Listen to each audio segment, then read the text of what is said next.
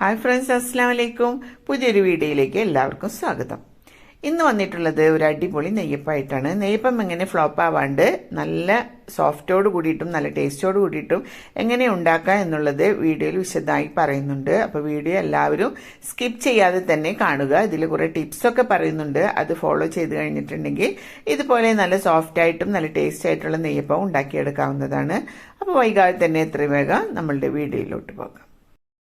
ഇത് ഉണ്ടാക്കുന്നതിന് വേണ്ടി ഒരു ബൗളെടുത്ത് അതിലോട്ട് 2 കപ്പ് പച്ചരി ചേർത്ത് കൊടുക്കുന്നുണ്ട്. റേഷൻ കടയിലെ പച്ചരിയാണ്. സാധാ കടയിൽ നിന്ന് വാങ്ങിക്കുന്ന പച്ചരിയായാലും കുഴപ്പമൊന്നുമില്ല. ഇത് നന്നായി കഴുകി വൃത്തിയാക്കിയതിന് ശേഷം 5-6 മണിക്കൂർ ഒന്ന് കുതിരാൻ വെക്കാം. ഇതിപ്പോൾ തലേ ദിവസം വെള്ളത്തിലിട്ട് വെച്ച പച്ചരിയാണ്. ഇപ്പോൾ ഇത് നന്നായിട്ട് കുതിർന്നു വന്നിട്ടുണ്ട്. ഇനി ഇത് നന്നായിട്ടൊന്ന് കഴുകി വൃത്തിയാക്കിയതിന് ശേഷം വെള്ളം വാലാനായിട്ട് ഒരു സ്ട്രെയിനറിലോട്ട് ഇട്ട് കൊടുക്കാം. ഇനി ഒരു പാൻ എടുത്ത് ഇതിലേക്ക് 5 അച്ച് ശർക്കര ഇട്ട് കൊടുക്കുന്നുണ്ട്. അത്യാവശ്യം വലിപ്പമുള്ള അച്ചായതുകൊണ്ടാണ് 5 അച്ച് ശർക്കര എടുത്തിട്ടുള്ളത്. സാധാ വലിപ്പത്തിലുള്ള അച്ചാണെങ്കിൽ ഒരു 6 അച്ച് ശർക്കര മതിയാകും. 2 കപ്പ് പച്ചരിക്ക് 6 അച്ച് ശർക്കരയാണ് വേണ്ടി വരുന്നത്. ഇതിലേക്ക് 1 കപ്പ് വെള്ളം കൂടി ചേർത്തിട്ട് ഇതൊന്ന് ഉരുക്കിയെടുക്കുന്നുണ്ട്. ഇതിനായി ഗ്യാസിലേക്ക് വെക്കുന്നുണ്ട്. ഇപ്പോൾ ശർക്കര ഇവിടെ നന്നായി തിളച്ച് നന്നായി ഉരുകി വന്നിട്ടുണ്ട്. ഇനി ഇത് ഒന്ന് ചൂടാറുന്നത് വരെ നമുക്കൊന്ന് വെയിറ്റ് ചെയ്യാം. നന്നായി ചൂടാറണ്ട, ഒന്ന് ചെറുതായി ഒന്ന് ചൂടാറി കിട്ടിയാൽ മതി. അതുവരെ ഒന്ന് വെയിറ്റ് ചെയ്യാം. അരി ഇവിടെ നന്നായി വെള്ളമൊക്കെ വാർന്ന് കിട്ടിയിട്ടുണ്ട്. ഇനി ഇതിലേക്ക് 5 ഏലക്ക ചേർത്ത് കൊടുക്കുന്നുണ്ട്. 1/2 ടീസ്പൂൺ നല്ല ജീരകം ചേർത്ത് കൊടുക്കുന്നുണ്ട്. ചെറിയ ജീരകമാണ്. പിന്നെ ഒരു 5 ടീസ്പൂൺ ചോറും 5 ടീസ്പൂൺ തേങ്ങ ചെരുവേത് കൂടി ചേർത്ത് കൊടുക്കുന്നുണ്ട്.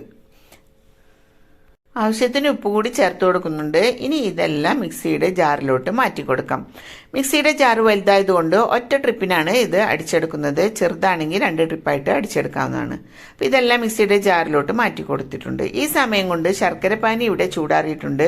നമ്മുടെ വിരലൊന്ന് മുക്കിക്കഴിഞ്ഞാൽ പൊള്ളാത്ത ഒരവസ്ഥയിലാണ് നമുക്ക് ശർക്കരപ്പാനി വേണ്ടത്. ഇത് ഒരു അരിപ്പ വെച്ച് ഇതിലോട്ട് ഒഴിച്ചു കൊടുത്ത് കുറച്ചായിട്ട് നമുക്കിതൊന്ന് അടിച്ചെടുക്കാം. ഈ ഒരു രീതിയിൽ ഇതിവിടെ അടിച്ചെടുത്തിട്ടുണ്ട്. ഇനി ഇതിലേക്ക് 5 ടീസ്പൂൺ മൈദപ്പൊടി ചേർത്ത് കൊടുക്കുന്നുണ്ട്. മൈദപ്പൊടി ചേർത്തിട്ട് 1 ടീസ്പൂൺ വെച്ചിട്ട് നല്ലതുപോലെ ഒന്ന് ഇളക്കി കൊടുക്കുന്നുണ്ട്. 5 ടീസ്പൂൺ എന്ന് വെച്ചാൽ 1/3 കപ്പിൽ 1 കപ്പ് അളവാണ്. ഇനി ഇതിലേക്ക് ബാക്കിയുള്ള ശർക്കരപ്പാനി കൂടി ഒഴിച്ചു കൊടുക്കുന്നുണ്ട്. അപ്പോൾ ഇതുപോലെ നമ്മൾ അരിച്ചെടുക്കുമ്പോൾ ഇതിലുള്ള കരടെല്ലാം വേർതിരിച്ച് കിട്ടുന്നതാണ്. ഇനി ഇതെല്ലാം കൂടി വീണ്ടും നല്ലതുപോലെ ഒന്ന് അരച്ചെടുക്കുന്നുണ്ട്. അപ്പോൾ നല്ലവണ്ണം ഇത് ഫൈനായിട്ട് അരച്ചെടുക്കേണ്ട ആവശ്യമില്ല. ഇതിൽ കുറച്ച് തരി വേണം. നെയ്യപ്പത്തിന് നമുക്ക് തരിയുടെ ആവശ്യമുണ്ട്. അതുകൊണ്ട് കുറച്ച് തരി തന്നെ ആയിട്ട് വേണം ഇത് അരച്ചെടുക്കാനായിട്ട്.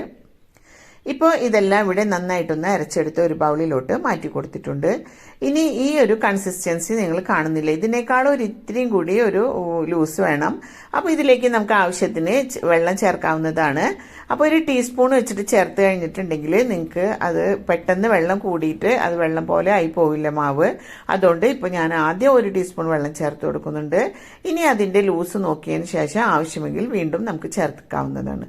എനിക്ക് ഇതിലേക്ക് ഒരു 3 ടീസ്പൂൺ വെള്ളം ചേർക്കേണ്ടി വന്നിട്ടുണ്ട്. അതുകൂടി ചേർത്ത് നന്നായിട്ടൊന്ന് ഇത് മിക്സ് ചെയ്ത് എടുക്കുന്നുണ്ട്.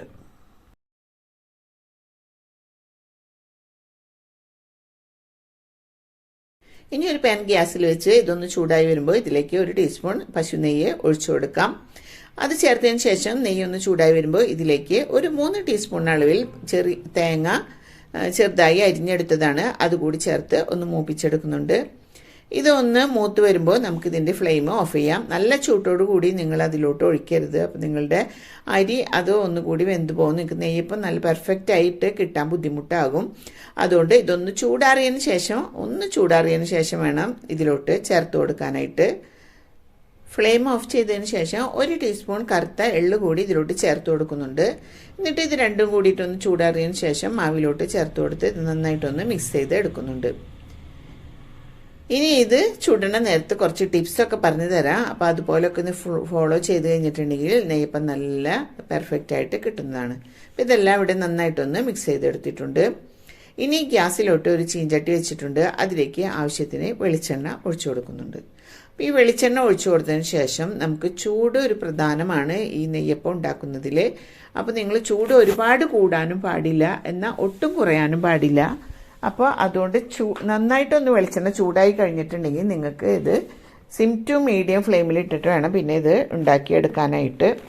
അപ്പോൾ കുറച്ച് മാവ് എടുത്തിട്ട് ഒന്ന് ഇട്ട് കൊടുക്കാം. ഇത് ഇട്ട് കഴിഞ്ഞിട്ട് പൊന്തി വരുന്നുണ്ടോ എന്ന് നമുക്ക് അറിയാനായിട്ട്. അപ്പോൾ നമ്മുടെ വെളിച്ചെണ്ണ റെഡി ആയിട്ടുണ്ടെന്നാണ് അതിന് അർത്ഥം. ആ സമയത്ത് നമുക്ക് ഒരു തവി മാവ് ഇതുപോലെ എടുത്തിട്ട് ഒന്ന് കോരി ഒഴിച്ചു കൊടുക്കാം. എന്നിട്ട് സിം ടു മീഡിയം ഫ്ലെയിമിൽ ഇട്ടിട്ട് വേണം ഇതൊന്ന് വറുത്ത് കോരി എടുക്കാനായിട്ട്. ഇനി ആദ്യത്തെ നെയ്യപ്പോൾ നിങ്ങൾ ഒഴിച്ച് ഇതുപോലെ പൊന്തി വന്നിട്ടില്ല എങ്കിൽ, ഇതിപ്പോൾ നന്നായി പൊന്തി വന്നിട്ടുണ്ട്, പൊന്തി വന്നിട്ടില്ലെങ്കിൽ നിങ്ങൾക്ക് ഒന്നെങ്കിൽ നിങ്ങളുടെ ചൂട് വെളിച്ചെണ്ണ ഇടുക, അതായത് ഗ്യാസിൻ്റെ ചൂട് കൂടിയിട്ട് വെളിച്ചെണ്ണ നല്ല ചൂടായിട്ടുണ്ടാവും, അതുകൊണ്ടായിരിക്കും. അപ്പോൾ എന്ത് വേണമെന്ന് വെച്ചാൽ കുറച്ച് നേരം ഒന്ന് തീ ഓഫ് ചെയ്തിട്ട് വെക്കുക. എന്നിട്ട് ഒരു തവിയും കൂടി ഒഴിച്ചു വെക്കുക. അപ്പോൾ ആദ്യം തന്നെ വലിയൊരു തവിയിൽ ഒഴിച്ചു നോക്കണ്ട, കുറച്ച് ചെറിയൊരു തവിയിൽ ഒഴിച്ചു നോക്കിയാൽ മതി. എന്നിട്ട് ശരിയാവുകയാണെങ്കിൽ ഓക്കെ, കുഴപ്പമില്ല. അതല്ലെങ്കിൽ നിങ്ങളുടെ ശർക്കര പാനി ചൂട് കൂടിയിട്ട് നിങ്ങളുടെ മാവിലോട്ട് ഇത് ചേർത്ത് കൊടുക്കുമ്പോൾ അതിൻ്റെ വേവ് കുറച്ച് കൂടിപ്പോയിട്ടുണ്ടാവും, ശർക്കര പാനി അധികം ചൂടാറിയിട്ടില്ലെങ്കിൽ. അപ്പോൾ എന്ത് വേണമെന്ന് വെച്ചാൽ കുറച്ച് പൊടിയെടുക്കുക, വറുത്ത പൊടിയെടുക്കാം. ഒരു 2-3 ടേബിൾ സ്പൂണ് പൊടി എടുത്തിട്ട് അത് ഒന്ന് ഈ പൊടിയിലോട്ട് ഇട്ടിട്ട് ഒന്ന് മിക്സ് ചെയ്ത് കൊടുക്കുക. വേണമെങ്കിൽ കുറച്ച് വെള്ളം ഒഴിച്ചിട്ടൊരു മാവ് ഇങ്ങനെ കുഴച്ച പരുവത്തിലാക്കിയിട്ട് ഇട്ട് കൊടുത്താലും അപ്പോൾ വേഗം ഒന്ന് മിക്സായി കിട്ടും. അങ്ങനെ ചെയ്ത് കൊടുത്താലും മതി. എന്നിട്ട് അതിന് ശേഷം ഒരു ചെറിയ തവി എടുത്തിട്ട് നിങ്ങൾ ഉണ്ടാക്കി നോക്കുക. എന്നിട്ട് റെഡി ആയില്ലെങ്കിൽ 1-2 ടീസ്പൂണ് അരിപ്പൊടി കൂടി ചേർത്ത് കൊടുക്കുക. എന്നിട്ട് ഇതുപോലെ ഒന്ന് ഉണ്ടാക്കി നോക്കുക. ആദ്യം ചൂട് കറക്റ്റാണോ അല്ലയോ ഒന്ന് പരീക്ഷിച്ച് കഴിഞ്ഞതിന് ശേഷം വേണം ഇത് ചെയ്യാനായിട്ട്. അപ്പോൾ നിങ്ങൾക്ക് നിങ്ങളുടെ നെയ്യപ്പം പെർഫെക്റ്റ് ആയിട്ട് കിട്ടുന്നതാണ്. എന്ത് സംശയം ഉണ്ടെങ്കിലും നിങ്ങൾ ചോദിച്ചോ, പറഞ്ഞു തരുന്നതാണ്. അപ്പോൾ ഇന്നത്തെ വീഡിയോ ഇത്രേ ഉള്ളൂ. അപ്പോൾ ഇന്നത്തെ റെസിപ്പി നിങ്ങൾക്ക് എല്ലാവർക്കും ഇഷ്ടമായെന്ന് വിചാരിക്കുന്നു. അപ്പോൾ ഇഷ്ടമായെങ്കിൽ ലൈക്ക് ചെയ്യാനും ഷെയർ ചെയ്യാനും സബ്സ്ക്രൈബ് ചെയ്യാനും മറക്കരുത്. തൊട്ടപ്പുറത്തുള്ള ബെല്ലൈക്കണിലെ ഓൾ എന്ന ഓപ്ഷൻ ക്ലിക്ക് ചെയ്താൽ ഞാനിടുന്ന എല്ലാ വീഡിയോസും നിങ്ങൾക്ക് നോട്ടിഫിക്കേഷനായിട്ട് ലഭിക്കുന്നതാണ്. അപ്പോൾ ഇനി